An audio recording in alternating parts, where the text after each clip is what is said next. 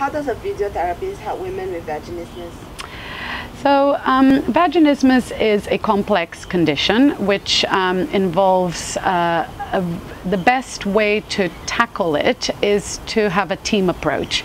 So it's never just a physical condition or only a mental condition, but it's usually a combination of a number of different things. So the more well-equipped professionals helping a client, the best.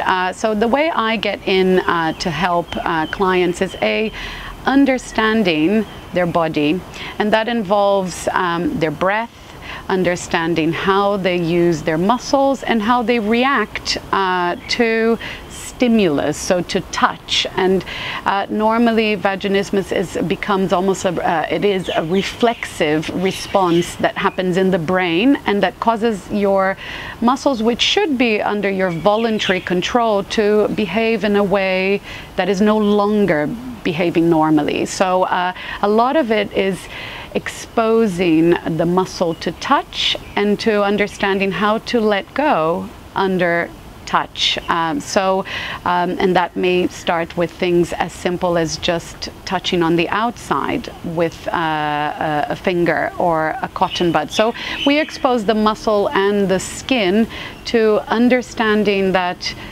pain is not a normal stimulus when it's not under threat.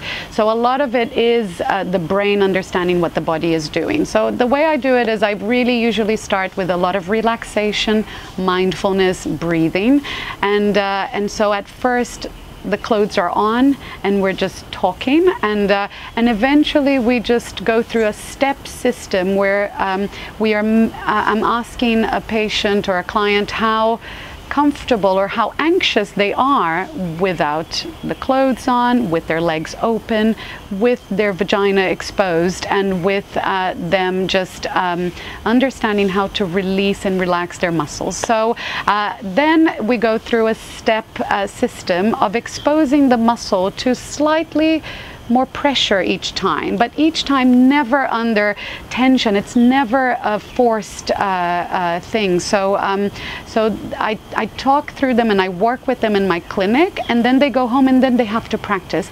It's like a daily, it becomes almost like your breath. You just need to practice at home, because if you don't practice, then the muscle doesn't learn, and the muscle only learns if the brain is present with the muscle. So it has to be a very mindful, present practice every day. And then it is always more helpful if the couple comes together, so that the man can also learn how he can help the woman.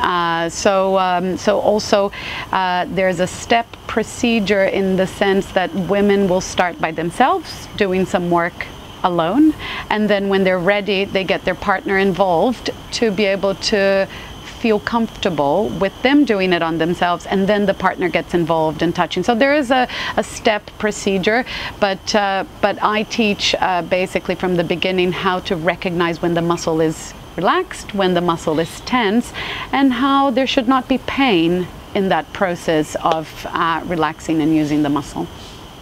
Okay.